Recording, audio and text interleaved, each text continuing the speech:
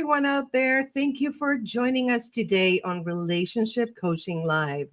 Today, I have an amazing guest. She is a licensed psychotherapist, a life coach, an executive coach, and the author of Uplifting, Inspiring Stories of Loss, Change, and Growth. Please welcome Dr. Katie Eastman. Hello, everyone. It is so nice to be here. Yeah, well, I am so happy that you agreed to do my little podcast because let me tell you, I read your book and it is incredible and so inspiring and so applies to today's climate of division Yes. and insanity that we're going through. And like we were talking earlier, instead of getting caught up in that division and insanity, we need to stay up in the vibrations of love and peace and joy. And the stories in your book are just, I was bawling. I was telling you, I was just crying my eyeballs out. And I was wondering, like, what inspired you to write about loss, change, and growth in such a hopeful way? I had been inspired by people from throughout my career. I've worked with people in unimaginable pain and multiple losses, and I watched them rise from it and transform from it. Yeah. And but the real tipping point for me was when I was doing pediatric hospice and palliative care with little ones. And those kids that I write about in the book, their stories needed to be told. Because if a child who has limited mental capacity can absolutely face death and life and living the way those kids did, wow, we have so much to learn from them. And so I had to tell their stories. I love that. I love that. The one, my favorite was the first one because it's so powerful. And this kid, this teenager, he was just all through. I've been through chemo, and he had lymphoma, right? And I've been through chemo, and I can't even imagine being a teenager and having to go through that. But the way that he took this experience and transformed it to not just help himself, but help other people is so inspiring to me. And I love that the title suggests a positive transformation from having loss and grief. What does uplifting mean to you in the context of personal loss and change? Jason's story, like you described, is a perfect example of uplifting. Yeah. When he was diagnosed with terminal cancer, Mm. he came to everyone who loved him and he said, okay, I've got this thing. I'm the one that has it for some reason. I'm going to make the most of it. I'm going to do what I can with who I am and make a difference before I die. Wow. And what was super powerful about that is that he did. He found joy in the smallest of things. His favorite saying was never, never, never give up. And I mentioned to him one day, I said, well, Winston Churchill said that first. And he goes, yeah, but he's dead. So it's mine now. So he had a wonderful sense of humor. And he just threw people all the time into these wonderful spiritual experiences of joy. Even when he was throwing up, he was sitting with his friends watching a football game, throwing up, and they were sitting beside him. And it just became life. And so everyone who knew him recognizes that and learned this is life. Life has its ups, it has its downs, but what are you going to do about it? And I really believe his life lesson to all of us is when stuff happens, we have a choice. We can make a difference or we can let it make a difference for us. Absolutely. So I choose Absolutely. make a difference. Yep. Oh, 100%. And it's like we were talking earlier, we both had near death experiences. And you can go two ways from that: be resentful and why me, or be like, oh, I understand I have limited time. and how am I going to use that time? And we have both chosen that path in different ways, obviously, but kind of like similar but different, but Yes, yes, the same basic thing, love and help others and love and help yourself, because we're all a reflection of each other. So if you love and help yourself, you're loving and helping others. That's exactly. that's Yes. I think. Yeah. So And I call that your purpose power. yes, It's a human superpower we yes. all have. And in the beginning of my book, little Austin, 8 years old, 3 days before he died, had this conversation with his mother. And he said, Mom, there's something super important I need to tell you. And when she said, What is it? He said, Well, Mom, the purpose of life is to make a difference. And I'm when getting she said, Well, goosebumps. how do you know that? He said, Well, you did too, Mom, but you grew up. So I really do believe this is an innate part of who we are when we're Yes, born, but we unlearn it because we get caught up in all this stuff. Um, I'm absolutely. I'm cleaning up my language, but I yes, but what's powerful about Austin's message is 20 years later, Oprah said the same thing to Jason before he died. And then the Jason program, which I created, was the children's hospice program, emanated from that phrase. The purpose of life is to make a difference. And I decided I was going to make sure that Jason's life mattered. I love that. And some people make a difference in a negative way, though.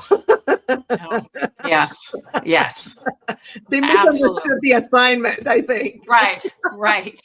Yeah, and I think you make a really good point. When you face death, death teaches you about how to live.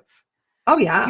You and I have been given a second chance. I had a pulmonary embolism, and 5 different physicians have said, "Why are you still here? You should have died from that." And I Thank you. didn't. Thank So God. I'm going to certainly make a difference while I'm here, for sure. Just like 100%. Jason. Yep. Yes. And it gives you kind of like a sense of urgency. Yes, it Like, does. it's incredible. And it's almost like you want to live just because you have that purpose. And if you have that purpose like high up here, everything you do down here is going to be because of this. And so it makes your life so much better. I learned to enjoy my own company, where it was before I needed validation from others and I had to like go out and, I had to be out with friends and do stand-up comedy to get approval. Now it's like, I'm so happy being at home and just working on stuff that's gonna make a difference, even if it's just one person. It doesn't matter the volume. Some people, the ego wants volume, but the spirit is like one person, it's okay. Yes, absolutely. My mom used to say to me, "You can make a difference by smiling at someone who's having a bad day." And she said that she used to go through the grocery store and look for people who looked miserable and try to make them smile. Oh, And I thought that was wonderful. And my mother was a person who hardly ever smiled. So that to know that she did that was very, very powerful. But she made a difference every day. And we all can. And yeah, especially now, there are so many people who are hurting and scared and frightened and overwhelmed. And whatever side of the aisle you're on, it doesn't matter. Change is afoot. And change brings loss. And everyone's going to lose something or someone or whatever. And we all need to be compassionate yeah, and recognize what's most important to each other, because we're all connected. That's what absolutely. Austin was saying. We're connected. We are not others. No, um, we're all we are one. not others. We are one. Oh, And yeah. if we are one, that means that your neighbor next door may be hurting and you don't know it. So remember that and be kind, be kind, be kind. And this Thanksgiving, if there's one thing I want to say to raise it to the rafters, be kind. Yes, that is the most important thing. And I've learned how to reassess my feelings where if I'm like, something makes me mad, I'm like, no, no, no. just say it kindly. Even if this person is being mean to you, you respond with kindness, which is really hard for the ego, isn't It's it? it's very hard. And there are times when we can't do it. And Yeah. there are times when we need to be really honest with ourselves and say, this is just not, it's too much. I can't. So I need to leave. And that's okay too. But you Yes. can leave in a way that says, I love you, but I gotta go. And really, I think that that is just as important, because Yes. one of the messages of my book is if we don't feel our grief, we don't experience the losses fully in our minds, our bodies, our spirits, and our emotions, we don't allow ourselves those things, those experiences, then we miss the messages that Yeah. tell us what's important. What are we hurting over? What did we lose that matters most? That's the important message too, is that it's just as important to know that you're grieving and you can't be someplace as it is to show up. 100%. And, on my cancer experience, I had breast cancer, and I used to take pride in my breasts, like they would get attention. Mhm. And I lost, and my hair, I had long blonde hair. The two things that I thought were the things that people valued in me physically, I lost.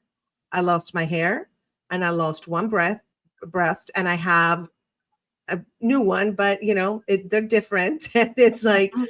and it's funny how now I don't even care about either one. I loved my baldness. It gave me a sense of freedom. Mhm. And it was cold at night, though. You have to wear a beanie, just sidebar. Oh, yeah. Oh, yeah. Very cold.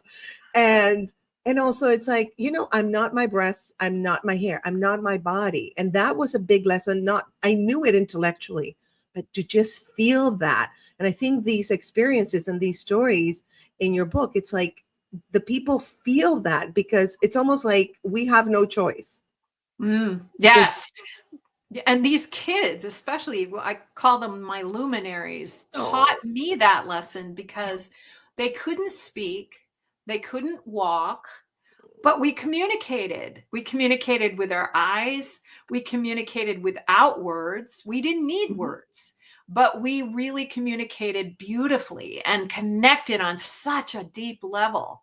Wow. And those experiences, not just these kids, but with all of the people I write about. I wrote about a wonderful woman named Elena who lost her daughter to suicide. Mm. And I've never felt a stronger connection with anyone than I did with her in silence, Wow. because silence was where she was working through her ability to keep going.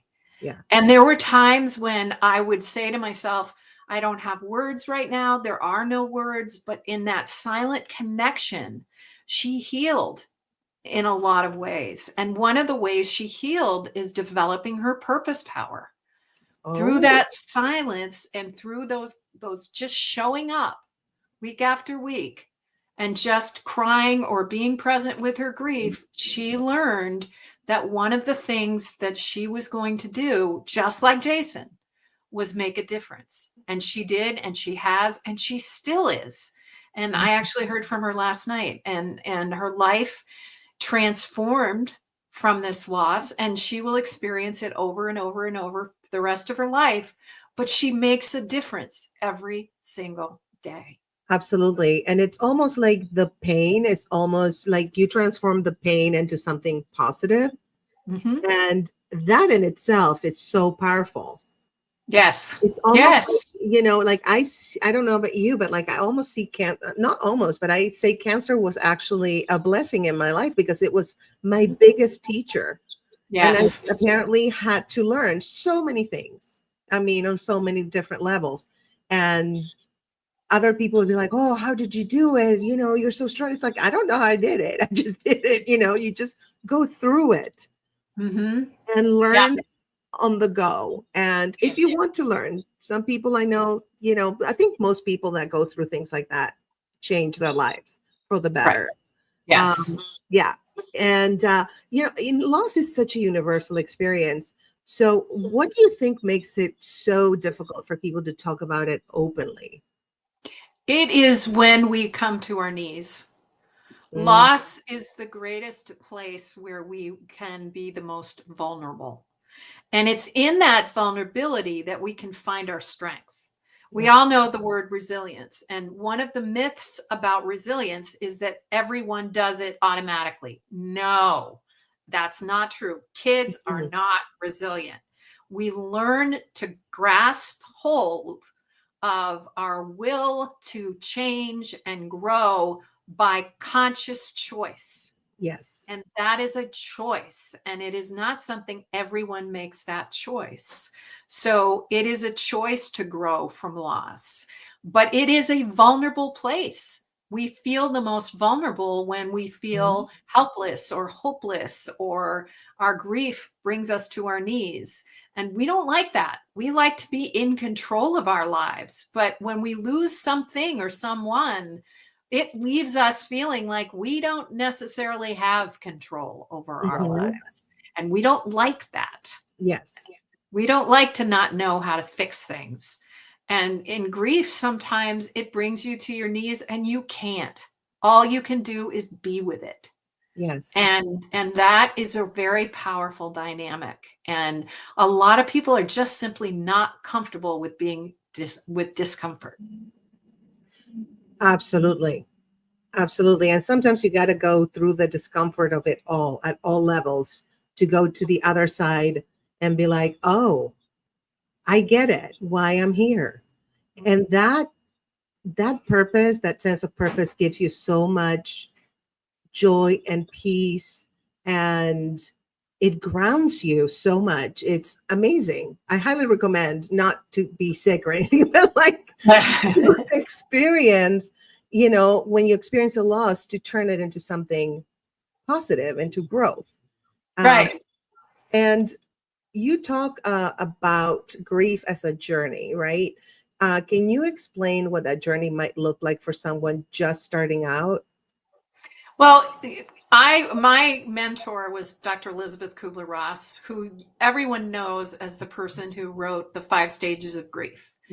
And one of the myths about the five stages of grief is that it's linear, that Okay. we go through a step by step process. Well, that's not true. She never intended it to be that way.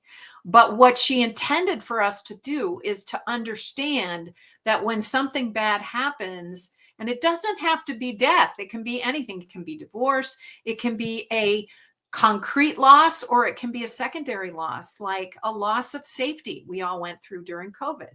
But whenever we experience it, our first response is always or usually, whoa, this can't be happening. Mhm. No, this didn't just happen. No, no, come on. And we revisit, but wait a minute, that didn't happen. That couldn't have happened. My child still has to be here. No, this isn't right. I want my mom to be there Thanksgiving.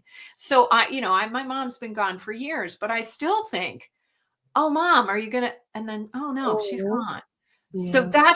that's shock, that's denial. We live it all the time. We live it over and over and over and over. Anger, sadness. What Kubler-Ross did is she gave us a toolkit that we have ways of expressing grief that give us information about how we want to live our lives. Mhm. And that's the message of grief. And that's the choice everyone can make with any loss. So when you're first starting with anything, the first thing you do is say to yourself, I commit to experiencing all of it. My body, my mind, my spirit, my emotions. Whenever they give me a message, I'm going to listen to it because they're telling me what I value, what matters. Absolutely, 100%. And also change. It can be really terrifying Yes. for some people, because we're used to, like, whatever is familiar, we think it's the best, and then sometimes change can be like, oh no, like when you get a diagnosis, right, of something Right. that Right. threatens your life, you're like, oh my God, and then it's like, oh, when you're on the other side, it's like, oh, but that was actually a good thing. So Mhm. it's terrifying in the beginning. What are some ways to reframe change as an opportunity rather than a threat? Well, I think when change happens again, our initial response is we don't want it No. usually, unless it's something we've created. Yeah. Like, for example, at work, if there's a change at work, a downsizing, our first response is, oh no, this is going to mean this. And we go down the rabbit hole immediately because that's our fight or flight. That's our response as a human being. We are evaluating harm, which is natural. So go through that. But Hmm. what you do then is you go back and you reflect, you take time. I have this recreate process that I created where the first step is to you just reflect on what's happened. You make sense of now and you Yeah. stay in the now and you stay with your priorities and you recognize that you don't know what the change is going to mean yet and Mhm. that you don't automatically go down the rabbit hole to a negative aspect of it, but instead you stay open to possibility. And then as you move through it, you ask yourself on a daily basis. And I have these little cards that I use with people where it allows them to ask themselves questions about probing questions about change. Like, well, if this situation is happening, what does it remind me of that I love to do? Or Yeah. what is the opportunity here? So downsizing oftentimes is an opportunity for moving into a different part of the company, for taking another job, for learning a new skill. So you may not be able to see the opportunity in the beginning, but if you stay open to it and you keep asking yourself these probing questions, Yeah. eventually you'll get there. Absolutely.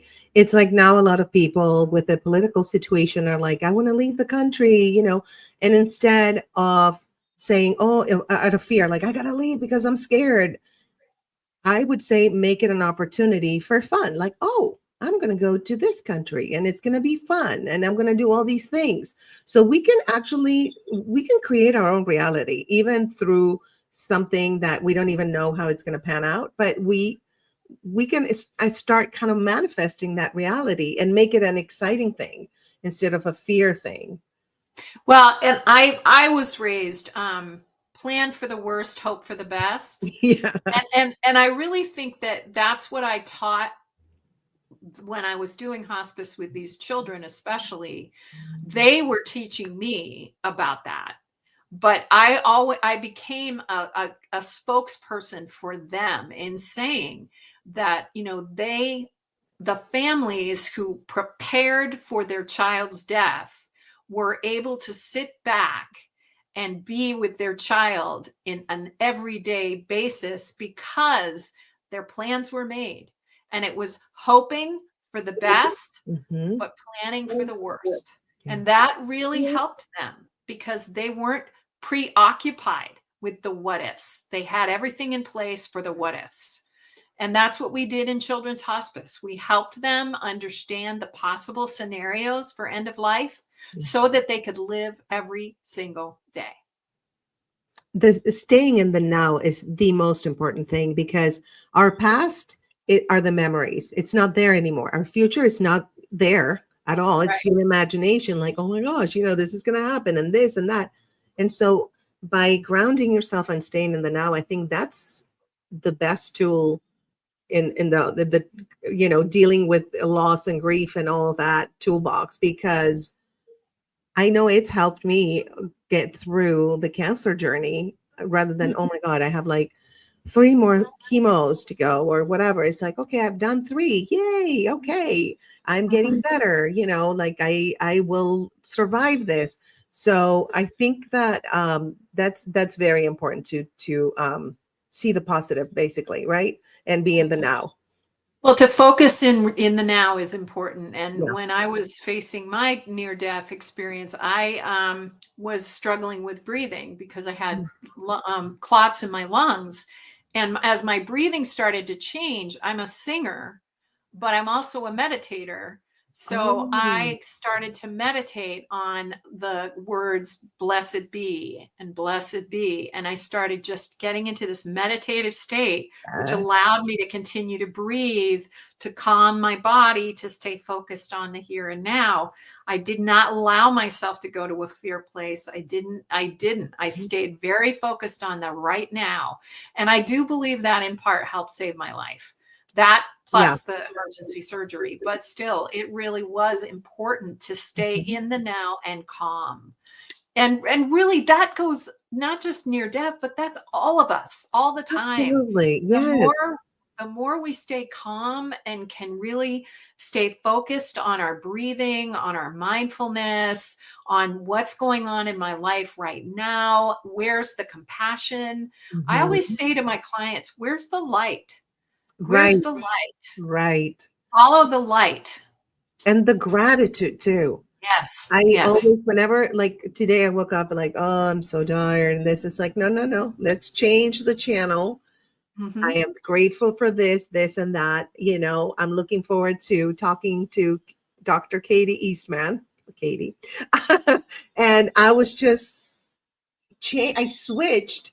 something that I could have dragged the whole day. Like, oh, I'm so tired. Oh, what Mhm. am I done? Yeah, and so I feel like gratitude, staying in the now, and flipping the negative thoughts might be like the three most important things. What do you think? I do. I think it's important not to make it sound Pollyanna because then nobody can Right, relate. right, right. Yeah. But at the same time, I think we need to go through I do this. I have my 24-hour I quit days when things get really hard and I just say, okay, for 24 hours I quit. I quit life, I quit being positive, I quit and I just I whine and love that. complain and I just like say, okay, this really sucks. I'm into it, just negative. Then I come out of it and I say, okay, I've whined for 24 hours. I've had my wine. Okay, my WHINE. And that might also include some WINE. But then I say to myself, okay, what can I do? What can I do? Yeah. And one of the things I learned from all the stories in this book, the blind kiddo who jumped into the pool. He was blind. He was 11 years old. He jumps into a pool and he's blind. Now, can you imagine the faith that kid has in something other than himself? And he learned to swim. Wow. And talk about t- diving into the dark, literally. And so I think about him, and I think about the kids, not just the kids but the adults, like the adult kids who had a situation in their family where nobody believed them that they were being abused, and they kept telling the story and telling the story and telling the story till finally someone believed them, and then it changed. And so it really is about keep it up, stay focused. Yeah. What do you want your life to be? It can be the best it can be. Make that choice every day, but you got to give yourself wine time too. Absolutely. No, I agree. I agree. Sometimes I do that. Or when I'm mad at someone, I know this is gonna sound crazy, but I imagine that person like is in my apartment and I start like telling them like da da da da da whatever, like get away, it's like it makes me feel better. But I have sometimes we have to let those Yes, feelings yes, out, or else, yes. I know that if I push them down, then it can turn into cancer. It can turn into a Right, dis-ease. So in right, order to be at ease, sometimes we gotta just go with the quote unquote negative, low vibrational, you know, feelings. We just have to let them out and then, okay, I'm good now. Let's go back to the joy, peace, and love, right? right. And recognize that you're going to have times during the day where you're going to have to take a break and say, Yeah. okay, I need a mindfulness break here. I need to regroup. I need to recharge. I need to I redirect. Yeah. And I've been doing a lot of work with people this week about Thanksgiving, and recognizing that some people just simply can't go to be with family members because they're in too much pain. Yeah. And without having an agreement that certain topics don't get discussed, they don't feel safe. They don't want to go. And I'm very much in favor of that's okay. If you're not going to feel good and not going to, people are not going to be able to be compassionate for whatever reason, stay away. Take care of Absolutely. yourself. We all just need to really surround ourselves with groups of compassionate people. Yes, 100%. And I feel like after my cancer healing journey, on the other side, I'm attracting different types of people Mm. than I was Yep. before. When I was more on my ego, now I'm more on my higher self. Of Mhm. course, my ego is still there. Hey, I'm here. What's up? But you know what I'm saying? Trying to be Oh yeah. Oh yeah. Oh, flip. totally. I have no tolerance for BS. None. Oh, same here. I'm like, no, I'm done. I'm done. Nah. Yeah. Sometimes it's I not live even in a worth it to call it out. right. Sometimes I call Right. it out. And sometimes like, you know what? It's too much work to call it out. And this person Yeah. is not ready to hear. So bye. Yeah. Yeah. You know? Yeah, exactly. Yeah. No, Yeah. I just I don't have tolerance for it anymore. It's like Yeah. I'd much rather be with people who are spreading a peaceful message than anyone who I'm trying to convince to be compassionate. It's like, no, 100%. the world needs us all to be compassionate. Oh, that's number one. Because Yeah. again, we're all one. So having empathy for somebody else, if they're Mhm. suffering, you're suffering. If Right. they're having fun, you're having fun because we're all one. And the empathy connects us all so that Right. we can do the work that we do, spreading, joy, peace, positivity, or, even just saying, I have these negative feelings and I need to let them out, just connecting Right. with people on different levels. I think Right. that's super important. And like, again, if it affects just one person and if it helps one person, that's it. That's all I care about. Um, Right. you know, um, so we were talking about Thanksgiving, you were saying like some people are not going to go to see their families and they want to stay home. So what role do you think does community play in fostering growth during times of personal upheaval? Well, I think that we all need to remember there's no such thing as the other. And the other lives next door to you. So look as close as your next door neighbor. Yeah. Are they okay? Have you checked in? Do you know if they're okay? Mhm. Um, and if not, then just check in. Doesn't have to be a big deal. Yeah. But if all of us start checking in with each other, we build community. That's what we did during COVID. Yep. Yep. This this for some people who feel otherized, this is an experience of pain and fear. Yes. And so I was in the shower this morning. I thought, what am I going to say about that other thing? And I thought, let's not otherize people. Let's mother people. A Ooh. mother nurtures, a mother lifts up, a mother supports.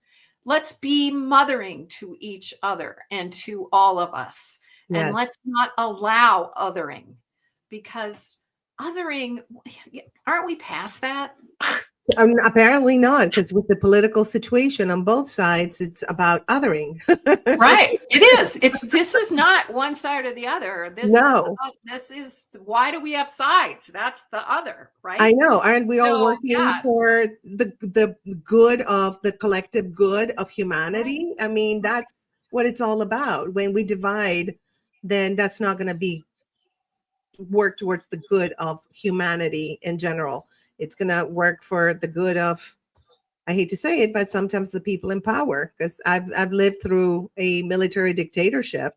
I was born and raised in Argentina, and I learned very early that politics, it's a game, it's a circus. That's what I used to call it, a Mm. circus. And unfortunately, and I've seen it in the Argentine government, the people in power are the ones that fill their pockets with money, not the people that are working hard. Mm. And Mm. I've seen that, and I feel like, and this is my personal opinion on based on my experience, that we're kind of moving towards that. Mhm. And it makes me really sad because I love this country and I want this country to succeed and for everybody to be well and be prosperous and be happy and at peace. And now that's just not happening. It hasn't been happening for quite a long time. Well, and I think there is a whole group of people who do not feel heard. Yeah. And I think and I really hope that they feel heard now and that they will be lifted up and that they will feel like they are being taken care of and supported and nurtured. And I think that there's so many lessons in what's been going on. And I think about this a lot about community because there's this Mhm. great story in my book about how that when we witness suffering, we it can lift us up by virtue of us recognizing how connected we are. There is no greater love than when we witness suffering. And there was this wonderful story in the book about an upside down rainbow. And it really epitomizes the whole message of community when someone's suffering or struggling. This family who lost their child had a walk in memory of him. And in the middle of the walk, we all looked up in the sky because there was an upside down rainbow, which is a smile. Oh, wow. Smile. Right. And there were hundreds of people on this walk because this tiny little baby, he was a premature baby. He was this long. This little life changed so many lives that they all showed up for this walk to support this family. And we were a community. And then when we looked up and saw this upside down rainbow, it was like, well, we're not alone. He's here. Wow. And Wow. and so I really believe in the power of community, one person at a time. Yeah. I've seen it. I've seen it so often. It just takes everybody looking beside themselves. Who's next to you?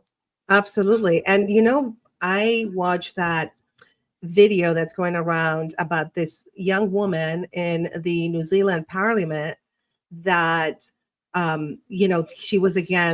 she's Maori and she was Mhm. against obviously losing the rights as a Maori person. And she stood up, tore the bill, right? The proposed bill, and started doing the haka.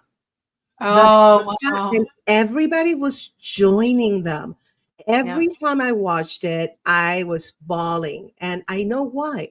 It's because there is support and community, and everybody was starting to join her in Mm. support of her.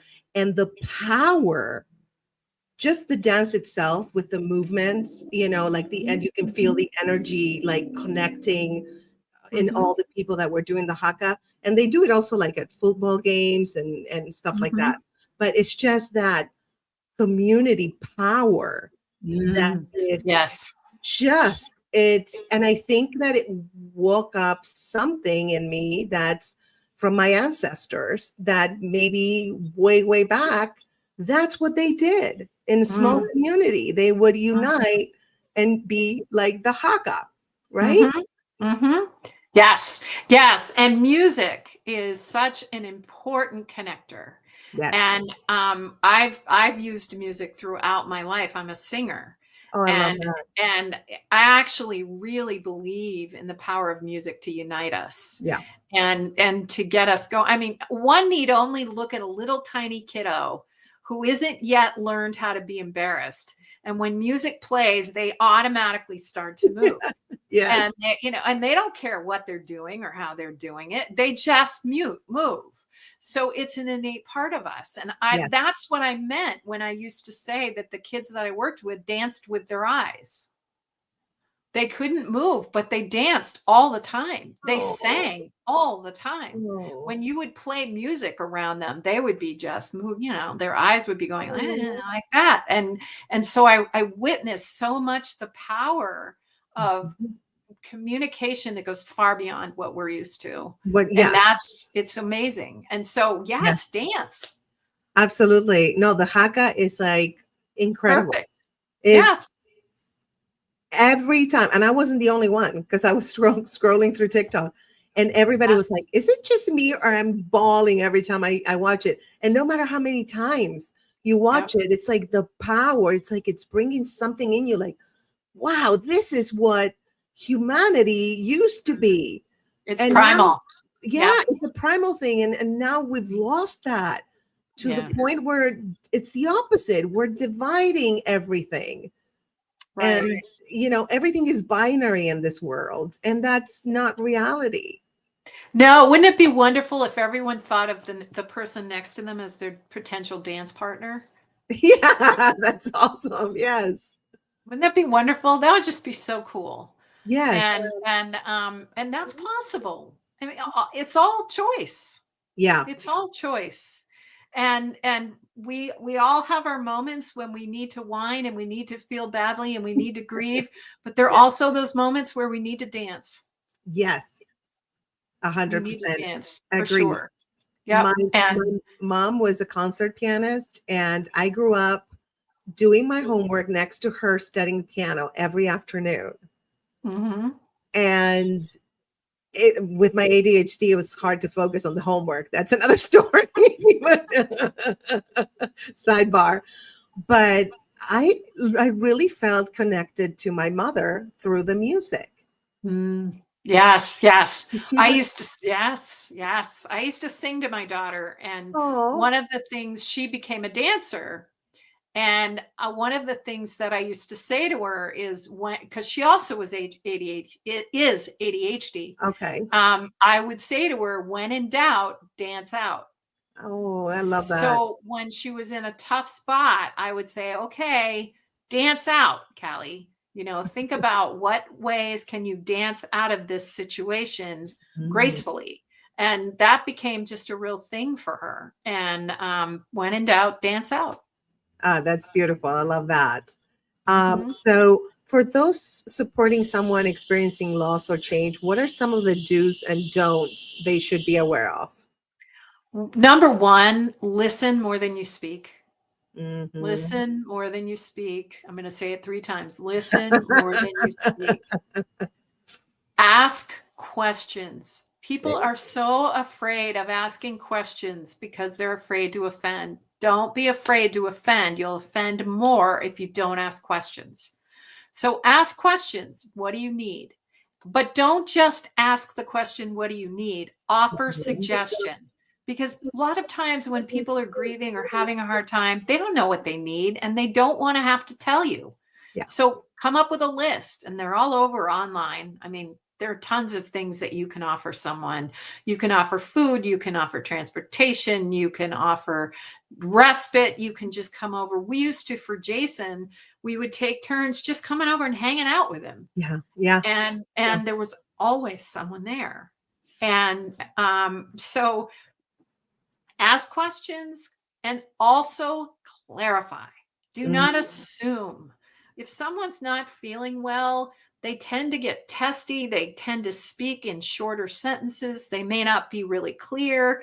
Clarify, clarify, clarify. Is this what you meant? Is this what you need? Is this what you want? yes, Those are my most important things, is don't assume that you know what's going on. Don't make up stories. Clarify, ask questions, and always be present more than you speak. that's a beautiful thing. Yes, absolutely agree with you. And I think it's important to be specific instead of what can I do to help you?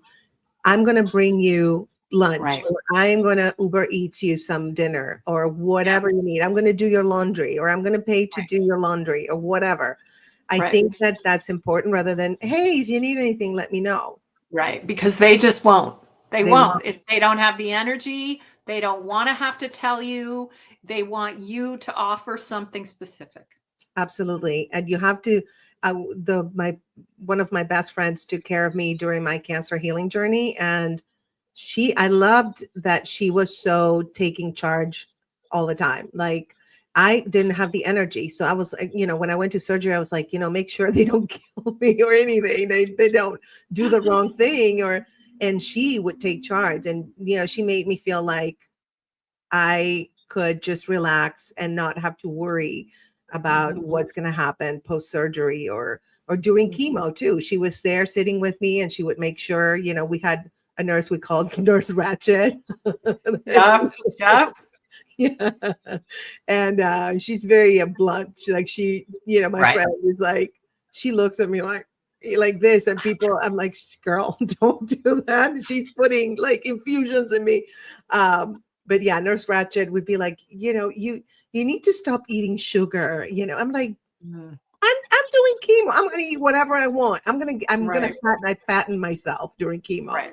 because I Right. saw my dad go through chemo and be all skinny. But she was against that. I'm like, listen, I'm doing chemo. I'm gonna eat everything I want. I'm gonna treat myself. So stop it. And my Mhm. friend would just like say things. It was so funny. But I love that I had that support.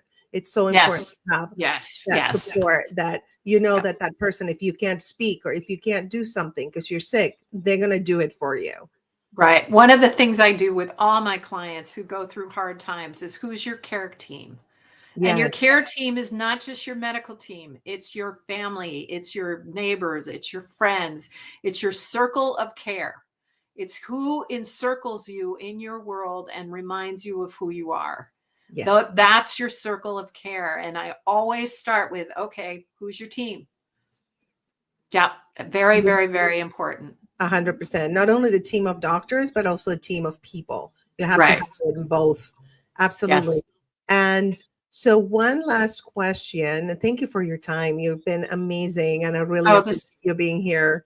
such a pleasure. Such a love. I just love talking about these people in this book, and it was just a labor of love to write it. It took me 10 years, but every time someone tells me that they've been lifted by it, it's so worth it.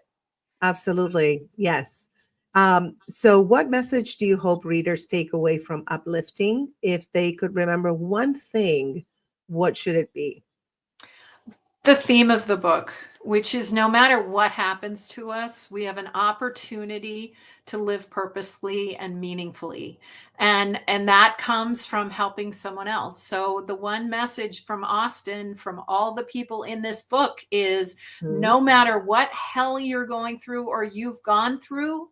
One of the moms in the book said, oh, Austin's mom, actually, that was her comment. She said, you joined us in hell, you walked us through hell, and then you were there when we got through the other side of hell. When you go through hell, you're not alone. Don't be alone, and reach out to the person next to you and the other person on the other side. And if everybody did that, and if everybody lifted each other up as often as we can and made a difference, well, I think we'd live a very different life. 100%. I've been saying that too. Like I say it differently. I say it's all about love and unity because humanity has the word unity in it. So Yeah. if one day we Yeah. had love and unity, the world would change 180. Right. And let's take out the other and instead replace it with mother. Yes, I love that. Yes, that's a beautiful message. Thank you so much for being here, Dr. Katie. And please get her book, you guys.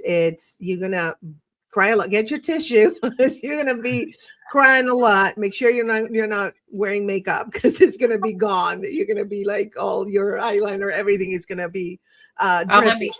let me hold it up. There it Yeah, is. It's available on Amazon and Barnes and Noble and anywhere where books are sold.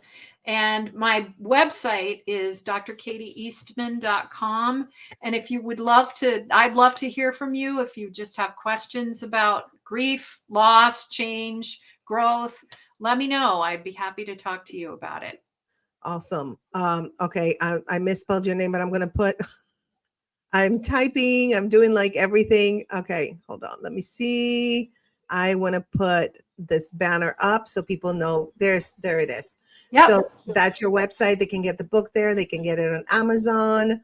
By the way, you guys, it's on my Amazon book list. If you're going to get it from my Amazon shop, it's amazon.com/shop/the state of grace Fraga. So I have that book on top because that's my favorites, one of my favorites. Oh, wonderful. Yes, yes. So people go there and they buy stuff from my store, believe it or not. So, Thank you. I appreciate that. I of really course. appreciate all of you. And I hope you have a blessed Thanksgiving that lifts all of you up. Thank you. You too. Thank you so much for being here. All right. All right. Bye. Thank you. Bye-bye. All right, you guys. That was Dr. Katie Eastman. She is amazing. And I know you think so too. I really appreciate you guys. I see a lot of you on X, YouTube, and Twitch have joined. Thank you so much for joining me and for always watching Relationship Coaching Live. And if you have any suggestions on what you topics you want to talk about, or we can talk about, or what guest you want to bring in, you want me to bring in, definitely let me know in the comments or just DM me on Instagram. Make sure you follow me on Instagram, The State of Grace, Fraga, and that way I'll get your messages. But thank you again so much, you guys, for joining me. And I'm going to show a video on the way out about my Thanksgiving merch. If you want to get it, it's at the State of Grace shop. It's right there at the bottom. thestateofgraceshop.com. You can get t-shirts, you can get mugs for Thanksgiving, and I have like literally hundreds of stuff there, like merchandise, like beanies, hats, mugs, desk mats. I have digital shows, comedy shows that you can purchase. I have my books, all my books. I mean, everything. It's all in there, you guys. So anyway, thank you so much for joining me, and I will see you. Let me see what we have this week, because I have to look because I forget. I do so many lives, I forget. But on Friday at 7, it's going to be Chat with Grace. So if you want to talk to me, well, I might be having dinner when I'm talking to you guys, because, we have lunch with Grace and now Chat with Grace. I might have a snack or dinner or something. It's like a little mukbang, like a vegan mukbang, because I'm vegan. As you all know, I've said that a million times. So anyway, you guys, I will see you on Friday at 7 p.m. Pacific time, 10 p.m. Eastern time on Chat with Grace, and we'll talk, we'll hang out, and I'll see you on next week for Relationship Coaching Live. Okay, love you guys. Thank you for tuning in. Mwah. This Thanksgiving, bring a little extra grace to your gatherings. Start your day with gratitude and a warm cup of love with our Thanksgiving mugs. Celebrate in style with our super soft teas for the big feast or a comfy couch day. Designed to bring joy, laughter, and a dash of Thanksgiving spirit to your home. These pieces are just waiting to make memories with you and your loved ones. Get yours now and make this Thanksgiving unforgettable.